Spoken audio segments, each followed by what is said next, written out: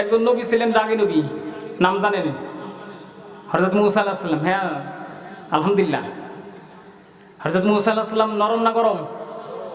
গরম, খুব বেশি গরম, হিসাব ছাড়া গরম। আমার আপনার বন্ধুর সঙ্গে যদি কথা বলতে হয় দিগরাজ থেকে বাগেরহাট, তাহলে কি নিতে হবে? ফোন। ফোন হাতে নিয়ে কথা বলতে হবে।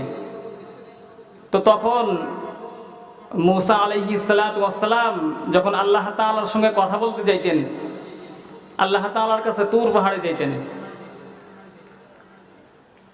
তার কথা মনে পড়ছে, আল্লাহ তাআলার কথা মনে পড়ছে মূসা আলাইহিস সালামের, তাই কথা বলতে চাইতেছে।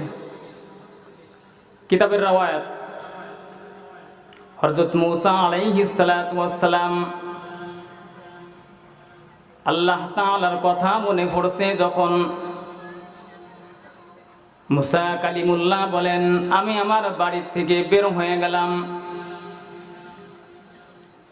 মূসা নবী বলেন, আমি আমার মাওলার সঙ্গে কথা বলতে যাইতেছি, সেজন্য বাসা থেকে আমি বের হয়ে গেলাম।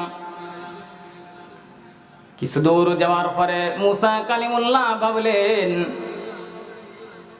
আমি আমার মাওলার সঙ্গে কথা বলতে যাইতেছি,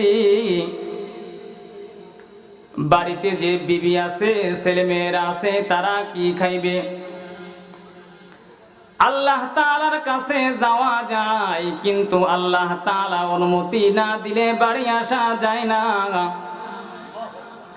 তাইলে কি বিবির কথা, ছেলে মেয়েরা কি খাইবে, এই কথা মনে দিলে দিলে আছে মূসা কালিমুল্লাহ। মূসা কালিমুল্লাহ হাঁটতেছে আল্লাহর কাছে যাওয়ার জন্য। দিলে আছে কোন কথা?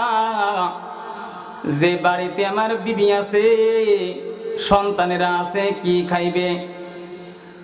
যদি আল্লাহ তাআলা বলে, কালিম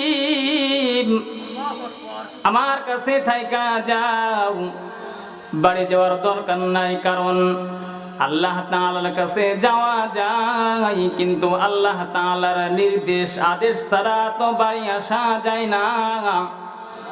কালিমুল্লাহ রাস্তায় ভাবতেছেন আর হাঁটতেছেন। কিছু দূর যাওয়ার পরে একজন ব্যক্তির সঙ্গে দেখা হয়ে গেল, যেই ব্যক্তির সম্পদ অনেক বেশি। মূসা কালিমুল্লাহরে বললেন, ও কালিম, তুমি কই যাও, কোথায় যাও?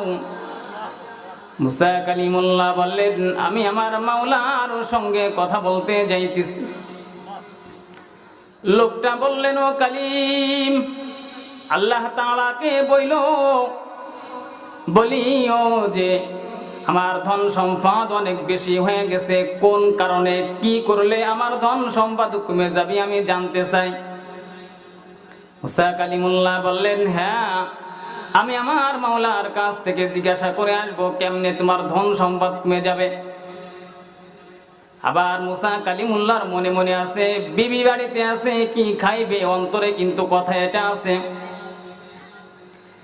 কিছু দূর যাওয়ার পরে আরেকজন ব্যক্তির সঙ্গে দেখা হয়ে গেছে, তার দুই হাতও নাই, পা নাই, শুধু দেহ পড়ে আছে রাস্তার ভিতরে। এমন একজন ব্যক্তির সঙ্গে দেখা হয়ে গেছে। মূসা কালিমুল্লাহরে বলতেছে, ও কালিম, কই যাও, কোথায় যাও? কালিমুল্লাহ বললেন, আমি আমার আল্লাহর সঙ্গে কথা বলতে যাইতেছি। লোকটা দেখে বললেন, ও কালিম, আল্লাহ তাআলাকে বলিও যে আমার দুই হাত নাই, দুই পা নাই, আমাকে আল্লাহ তাআলা কি আল্লাহর কামে বানাইছে নাকি আল্লাহর কোনো কামে আমাকে বানাই নাই? মূসা কালিমুল্লাহ তার কথা শুনে আবার রওনা দিলেন। মূসা কালিমুল্লাহ কিছু দূর যাওয়ার পরে আরেকজন ব্যক্তির সঙ্গে দেখা হয়ে গেছে। তার শুধু রাস্তার ভিতরে একটা ঝুপড়ি আছে, ছোট ঘর। এই ঘরের ভিতর থেকে বের হয়ে মূসা কালিমুল্লাহ বলতেছে, ও কালিম, তুমি কোথায় যাও? কালিমুল্লাহ বলতেছে, আমি আমার মাওলার সঙ্গে কথা বলতে যাইতেছি। এ কথা যখন বলছে, লোকটা বলতেছে, ও কালিম, আল্লাহ তাআলার কাছে জিজ্ঞাসা কইরো আমার ধন সম্পদ কেমনে বাড়বে, আমার শুধু একটা ঝুপড়ি ঘর।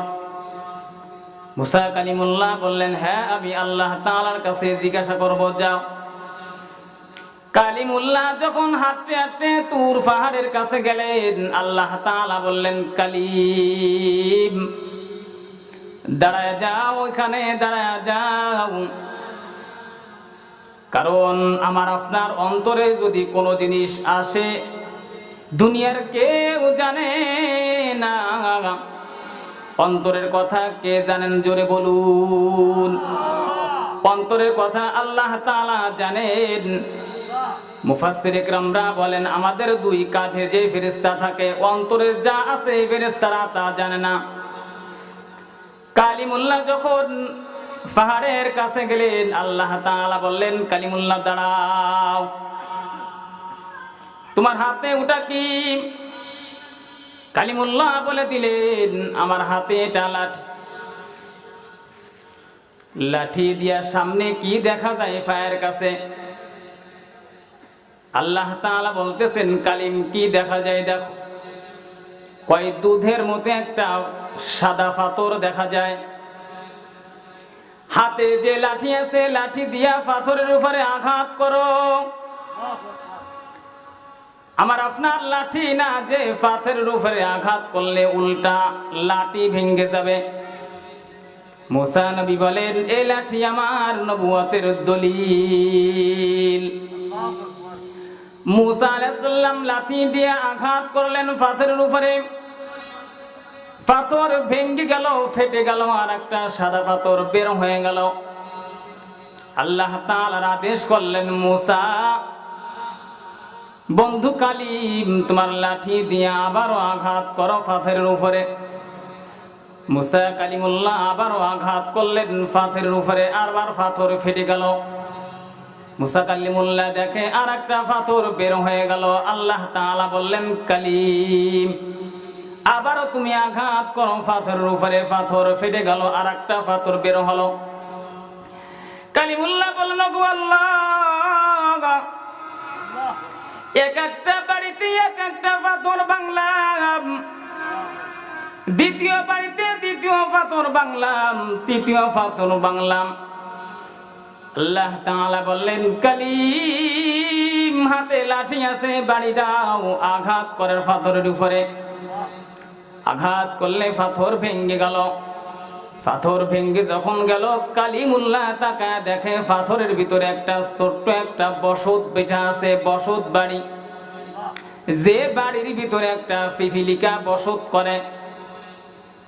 আল্লাহ তাআলাকে বললেন, ওগো আল্লাহ, কি দেখাইলা? চার পাথর ভাঙ্গা ছোট্ট একটা পিপিলিকা বসবাস করে।